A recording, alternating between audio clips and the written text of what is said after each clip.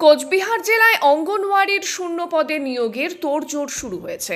লিখিত পরীক্ষার ফল প্রকাশের পর এবার মৌখিক পরীক্ষার সূচি ঘোষণার প্রক্রিয়া চলছে। কোচবিহারে আইসিডিএস কর্মী নিয়োগের জন্য 2023 সালের 24শে মার্চ নোটিশ জারি করা হয়। সেই বিজ্ঞপ্তির ভিত্তিতে ওই বছরেরই 30শে এপ্রিল লিখিত পরীক্ষা নেওয়া হয়।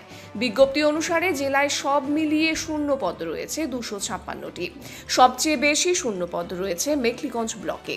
মেখলিগঞ্জে শূন্য পদের সংখ্যা 150টি। অঙ্গনওয়াড়ি কর্মী পদে নির্বাচিত হলে প্রতি মাসে 8,250 টাকা ও সহায়িকা পদে নির্বাচিত হলে প্রতি মাসে 6,300 টাকা ভাতা দেওয়া হয়। অনেকদিন ধরেই মেখলিগঞ্জ সহ কোচবিহারের বিভিন্ন অঙ্গনওয়াড়িতে কর্মী ও সহায়িকার অভাবে পরিষেবা চালানোয় সমস্যা হচ্ছে বলে অভিযোগ উঠেছিল। এবার সেই সমস্যার সমাধান হবে বলে আশা করা হচ্ছে। চলতি মাসের 10 তারিখে আইসিডিএস এর লিখিত পরীক্ষার ফল প্রকাশিত হয়েছে। মেখলিগঞ্জে লিখিত পরীক্ষার ফলাফলের ভিত্তিতে 749 জনকে পরবর্তী পরীক্ষার জন্য নির্বাচন করা হয়েছে। লিখিত পরীক্ষায় উত্তীর্ণ প্রার্থীরা মৌখিক পরীক্ষা দিতে পারবেন। রোল নম্বর সহ প্রার্থীদের নাম প্রকাশিত হয়েছে।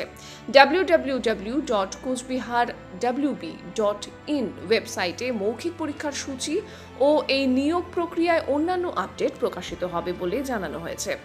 Nilmadhab Sarkar versus State of West Bengal and ORS মামলা বর্তমানে সুপ্রিম কোর্টে বিচারাধীন। এই মামলার রায়ের ভিত্তিতে ওবিসি প্রার্থীদের নিয়োগ নিয়ে সিদ্ধান্ত গৃহীত হবে। সিডিপিও অফিসে এই বিষয়ে তথ্য অনুসন্ধানের জন্য একটি কাউন্টার খোলা হয়েছে। ওয়েবসাইট ছাড়াও এই কাউন্টার থেকে নিয়োগ সম্পর্কিত যে কোনো তথ্য প্রার্থীরা জানতে পারবেন। রামকৃষ্ণ বর্মনের রিপোর্ট, কোচবিহার।